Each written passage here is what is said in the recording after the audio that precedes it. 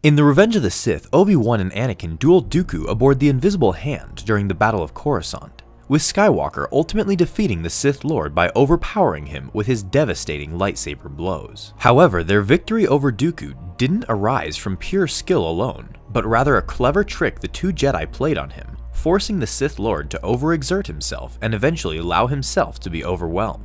This entire deception is outlined in the Revenge of the Sith novel, which depicts the entire duel from Dooku's point of view, and gives the reader a look into his thought process as the fight progresses. Prior to Anakin and Obi-Wan's arrival, Dooku and Palpatine discussed the planned outcome of the duel. Obi-Wan was supposed to die in order to increase Anakin's chances of falling to the dark side, while Dooku himself was supposed to let Skywalker beat him and to be taken as a prisoner of war, so that he could later denounce the war crimes of the Separatists and place their blame towards General Grievous in order to claim innocence himself, which would be vital in the later Sith Empire that would arise after the Clone Wars, with Dooku at Palpatine's side, and now turned Anakin as their main enforcer. Of course, this was never the plan Palpatine ultimately had in mind, as it was only a deception to get his current apprentice to do his bidding.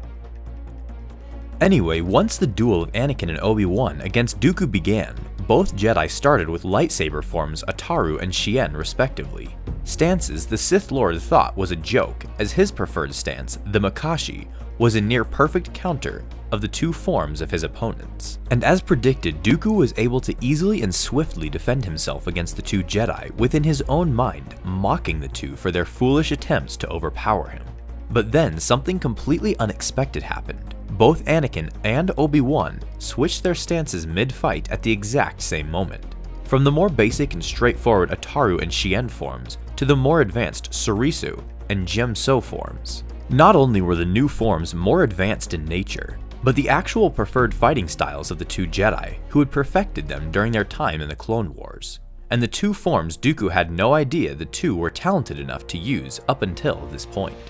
Caught completely by surprise and beginning to be overwhelmed, Dooku was forced to rally on using direct force powers to get Obi-Wan off of him, and to call in the two super battle droids that had accompanied him. The droids only brought Dooku mere seconds before Obi-Wan was back attacking him at his flank, forcing the Sith Lord to once again use the Force directly on the Jedi to take him out of the fight for good.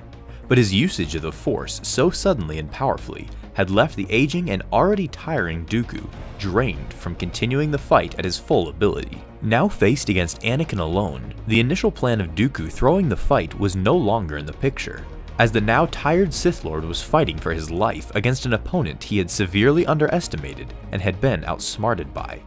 And with that, Dooku was ultimately bested and later betrayed by his master, who allowed his future Sith apprentice to decapitate his old.